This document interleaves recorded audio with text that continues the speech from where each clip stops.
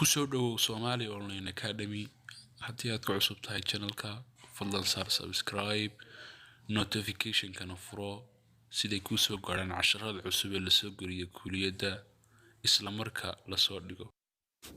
Assalamu alaikum warahmatullahi wabarakatuh. Our lesson is about today asking about mother language.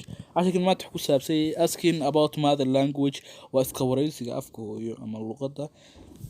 Waa aniga oo Khalid Cabdi, halkan waa Somali Online Academy. La soco casharka oo dhameystiran haddaba. Ma u baahnayd barashada luqadda Ingiriisiga? Ma heli weyday chance aad ku tagto school ama fasal?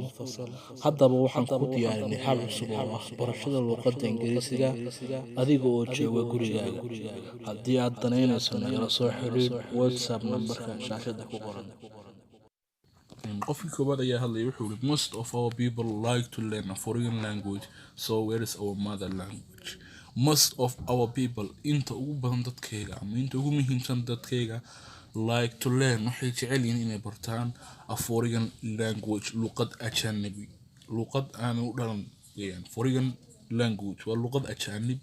So where is our mother language? Sidaa daraadeed meeday luqadeedu. So sidaa daraadeed where is our mother language? meeday luqadeennii hooyo ama afkeennii hooyo. Kii kale ayaa hadlay wuxuu yiri we neglected waan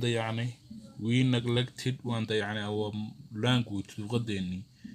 We must enhance waa inaan horumarinaa both people labadaba dadka and the government iyo dowladda labada dadka iyo dowladdu wayna horumariyaan luqadda. We neglected waan dayacnay our language, luqadeennii. We must enhance waa inaan horumarinaa our language, luqadeena both people labadaba dadka and government iyo dowladda. Marka casharkan maanta ku saabsan dood yar oo saabsi dheereen oo ah asking about mother language, iska weydiinta wax ku saabsan afkeena hooyo. Waa muhiim inaad barato hababka doodaha yaryar dabadeedna kuwa waaweyn baad tegi doontaa insha Allah. Halkaas inoo joogaya casharkan maanta.